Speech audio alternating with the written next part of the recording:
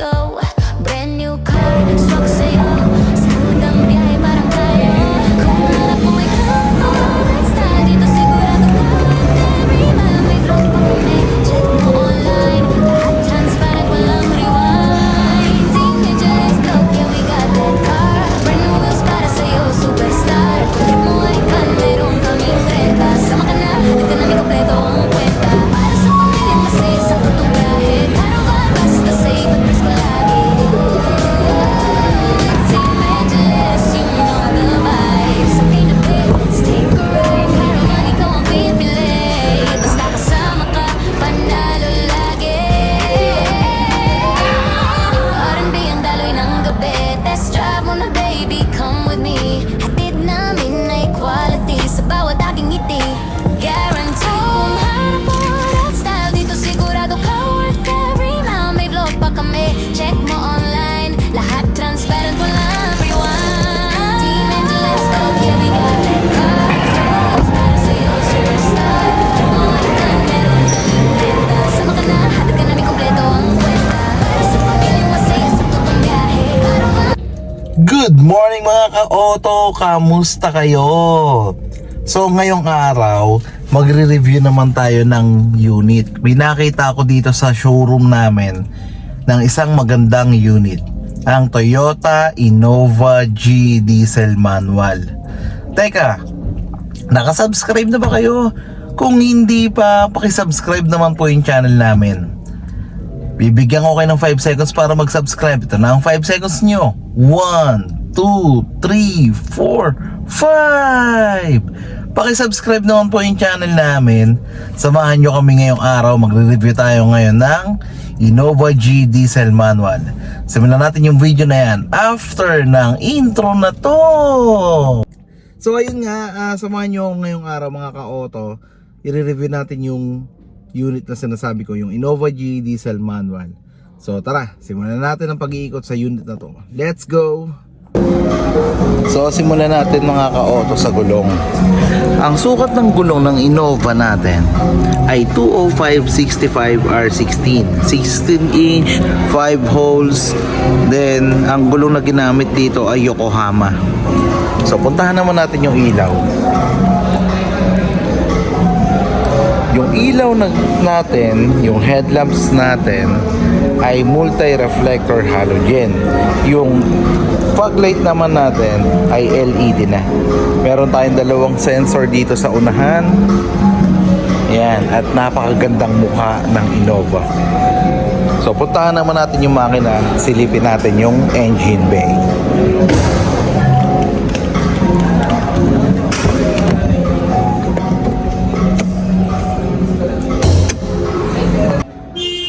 So dito na tayo sa engine bay ng Toyota Innova mga ka-auto. Laki ng makina, no?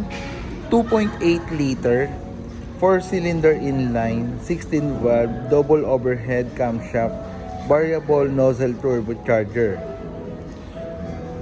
Pero ang eksaktong displacement nito mga ka-auto ay 2,755 cc. Ang maximum output ay 170 PS at 3,600 RPM.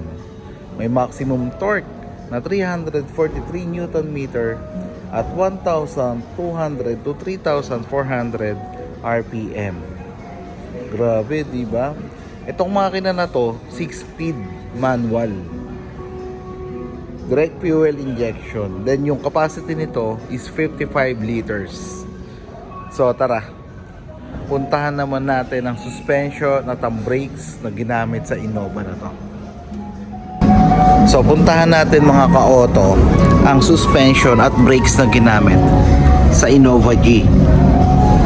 Sa suspension, double wishbone with 4-link suspension sa harap. Sa likod naman, 4-link lip spring. Yan. Then ang brakes na ginamit sa harap ay ventilated disc. Then sa likod naman ay drum brake. Yan. So pasukin natin ang Toyota Innova. Tignan natin kung gaano nga ba siya kaluwag mga ka-auto. So let's go.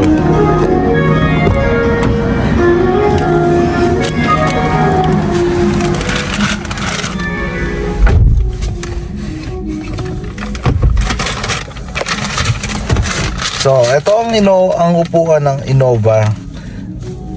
Yan. Yung legroom, ito may kaunti. Ay, may kaunti pa. Ito, yan.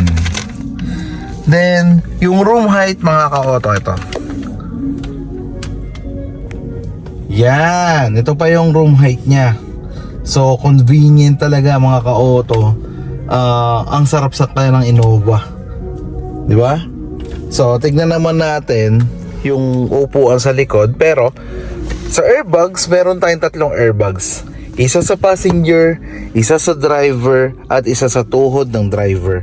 Then ito, wood material, saka plastic. Yan. Premium na premium talaga pagdating kay Innova G hanggang Innova V. Pero since wala na si Innova V, Zenix na yung pumalit sa kanya. So tara, puntahan naman natin yung passenger side sa second row.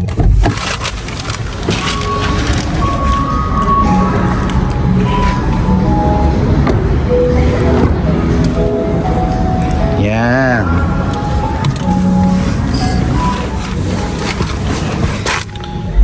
So, pagpasok ko pa lang mga ka-auto, sandangkal at kalahati ang legroom. Ayan, no? Hindi pala sandangkal at kalahati, sandangkal. Ayan, sakto. Sandangkal sakto. Tapos, yung room height, eto. Yan. So, convenient pa rin mga ka-auto. Di ba? Tapos, ito yung ambient light natin. Yan. May iba't ibang kulay. Kung ano yung gusto mo, pwede mo siyang iset. Tapos, ito yung aircon niya. Ito yung control. Then, ito yung aircon. Yung ceiling niya, color gray. Yan, color gray. Yung seat material na ginamit ay fabric. Color brown, dark, ano bang tawag dito? Parang dark brown na seat material. Then ito nga, pwede tayong magkaroon ng armrest dito. I-fold mo lang to, o kaya ibaba mo para magamit mo siyang bilang armrest. Tapos may lagayan ng, ayun, water bottle.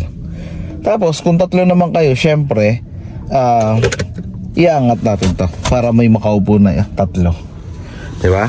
Meron tayong car charger sa likod para hindi ka na makapag-agawan sa charger sa harap. Then meron tayong lagayan ng laptop dito magkabila. Ito din, meron din. Yan. Yan, oh. Tapos ang maximum nito ay 10 kilos. So yun nga, laptop. Tapos kung gusto mong kumain, may lagayan tayo ng tubig dito. Yan. Diba? Ang ganda. So puntahan naman natin yung likod mga ka-auto. Try natin kung gaano nga ba kaluwag yung likod nito. So tara, let's go. One touch tumble mga ka-auto ang pagpunta sa likod. Yan. So puntahan naman natin yung likod. Yeah. Baba natin. So yun. Sa legroom, eto mga ka-auto. Yan. Yung legroom natin mga ka-auto, eto. Pero yung room height nito mga ka-auto, tignan nyo. Grabe. Sobrang kasyang-kasya pa yung mga katulad ko. Ang luwag ng legroom mo. Ng room height oh. Di ba? 5'9" ako, tapos 95 kilos yung timbang ko, yung lapad ko. Yan, di ba? Tapos lahat ng upuan may headrest. Yan. So ito.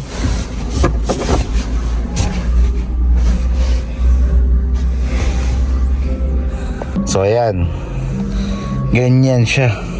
Sobrang luwag. Tapos dito mga ka-auto, ilagayan tayo ng tubig, ganoon din sa kabila, water bottle din sa kabila. May sariling aircon. Di ba? Panalo talaga. Di natin makakaila mga ka-auto. Sobrang tibay ng Innova. Sobrang panalo sa specs. Di ba? So tara, puntahan naman natin yung likod. Isa kayong luggage kung meron pa. Bilis lang ako makakalabas. So, ito yung taillight niya mga ka-auto. Yan. Then, shark fin antenna. Yung spoiler niya, integrated spoiler. Yan. Meron tayong 4 na sensor dito at isang backup camera. Then, ito yung likod. So, puntahan naman natin yung spare tire mga ka-auto. Yan yung spare tire natin. So, puntahan naman natin kung paano nga ba natin ipapark ang isang Toyota Innova. Yan. Ang overall length nito mga ka-auto is 4,735 mm. Yung overall width niya is 1,830 mm. Yung overall height niya is 1,795 mm. Yan. Puntahan naman natin na paborito ng lahat, ang driver's side. So tara, let's go.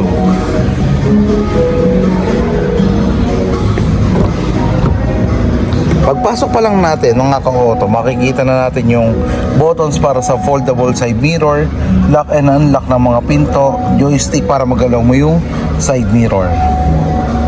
So tara, pasukin na natin to.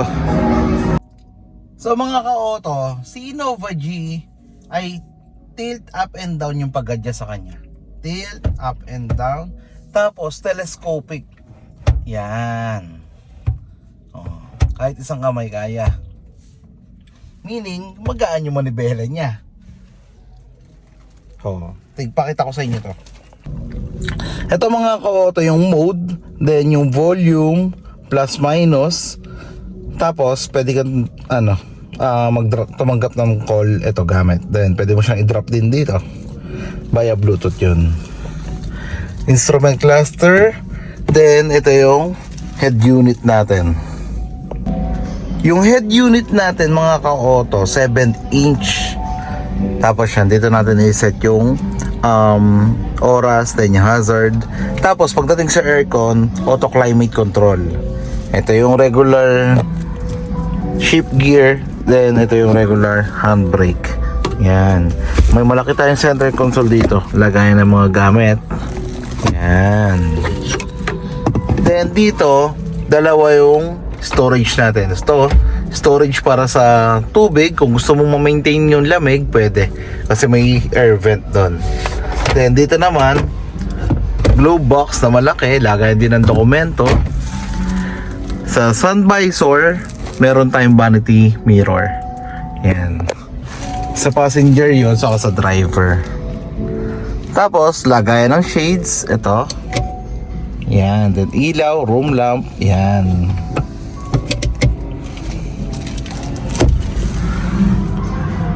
So mga ka-auto, na-discuss na natin yung dimension, yung makina, yung ilaw, yung suspension, yung brakes, yung upuan, yung ambient light, yung spare tire.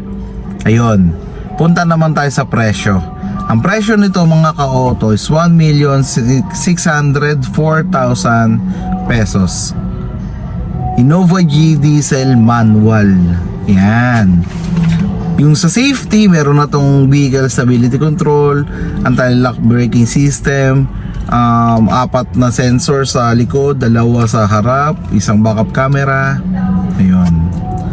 So mga ka-auto, hanggang dito na lamang po. Nakatapos na naman tayo ng isang pag-vlog sa unit dito sa showroom. Kung kailangan nyo ng Innova at iba pang unit, marami kaming unit dito sa dealer namin mga ka-auto. Kahit ano pang kailangan nyo, meron. Diba? Innova Zenix, Vios, Tamaraw, madami. Fortuner, Hilux, ang dami. Yel Grandia, Race, Velos, Avanza, Ative, madami. So, kung kailangan nyo ng unit at may magandang promo, kaya tawagan nyo lang ako, PM nyo lang ako, i-comment ko sa comment section natin yung details namin kung saan nyo kami pwedeng i-message. Hanggang dito na lamang mga ka-auto. Maraming salamat po sa pagsama nyo sa amin ngayong araw. Salamat po sa patuloy na panonood nyo sa amin. I-share nyo po sana ito sa mga kaibigan nyo, sa mga kakilala nyo, sa mga kamag-anak nyo. para mas dumami pa yung subscribers namin. At wag nyo pong i-skip yung ads mga ka-auto. Malaking tulong po sa amin yun. So hanggang dito na lamang mga ka-auto. God bless po sa ating lahat. Mag-ingat po tayong lahat. Bye!